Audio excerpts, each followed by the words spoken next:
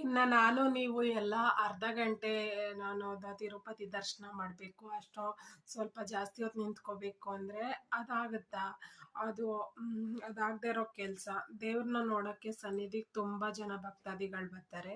So ಅದಕ್ಕೆ ಅರ್ಧ ಗಂಟೆ ನೋಡೋಷ್ಟು ಯಾರಿಗೂ ಪುರ್ಸತ್ತೆ ಇರಲ್ಲ. ಸೊ ಅದಕ್ಕೆ ನಾನು ನೀವು ಎಲ್ಲ ದೇವ್ರನ್ನ ಅರ್ಧ ಗಂಟೆ ದರ್ಶನ ನೋಡಬೇಕು ಅಂತ ಅಂದ್ಕೊಂಡ್ರೆ ಏನು ಪ್ರಯೋಜನ? ಇದು ಕಾಮನ್ ಆಸೆ ಅಲ್ವಾ ನಮಗೆಲ್ಲರಿಗೂ ಇರೋದು. ಒಂದು ಸ್ವಲ್ಪ ಜಾಸ್ತಿ ಹೊತ್ತು ದರ್ಶನ ಸಿಗಬೇಕಾಗಿತ್ತು ಅನ್ನೋದೊಂದು ಕಾಮನ್ ಆಸೆ ಅಲ್ವಾ. ತಿರುಪತಿಗೆ ಹೋದವರೆಲ್ಲ ಏನು ಹೇಳ್ತಾರೆ, ನಮಗೆ ದರ್ಶನ ಸರಿಗೆ ಸಿಕ್ಕಲೇ ಇಲ್ಲ ಅಂತ ಹೇಳ್ತಾರೆ. ಸೊ ನಾನು ಈ ನ್ಯೂ ಇಯರ್ ದಿನ ಹೋಗುವಂಥ ಪ್ಲ್ಯಾನ್ಸ್ ಇತ್ತು, ಬಟ್ ಅನ್ಫಾರ್ಚುನೇಟ್ಲಿ ಹೋಗೋಕ್ಕಾಗಲಿಲ್ಲ. ಒಂದು ವಾಣಿ ಇದೆ, ನೀನು ಭಕ್ತ, ನೀನು ನನ್ನನ್ನು ನೋಡೋಕ್ಕೆ ಬರಬೇಡ. ನನಗೆ ತುಂಬ ನೆನಪಾದರೆ, ನನಗೆ ತುಂಬ ಆಸೆ ಆದರೆ ನಾನೇ ನಿನ್ನನ್ನು ಕರೆಸ್ಕೊತೀನಿ ಅಂತ.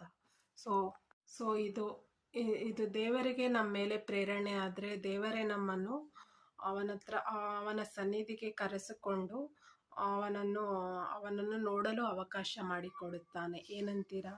ಥ್ಯಾಂಕ್ ಯು ಫಾರ್ ವಾಚಿಂಗ್ ಸುಮಾ.ಜುಮ್ಮಿ ಚಾನಲ್.